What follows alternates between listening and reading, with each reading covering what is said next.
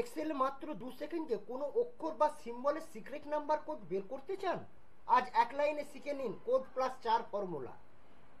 এখানে ভ্যালু আছে, ভ্যালুতে এ বি সি ডি রয়েছে।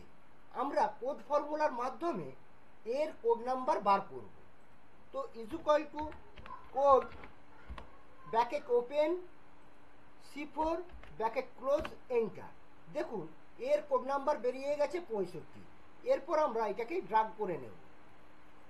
দেখুন এর কোড নাম্বার 65, বি এর কোড নাম্বার 66, সি এর কোড নাম্বার 67। এইভাবে প্রতিটারই কোড নাম্বার বেরিয়ে গেছে। এরপর আমরা 65-র কোড বের করব 4 ফর্মুলার সাহায্যে।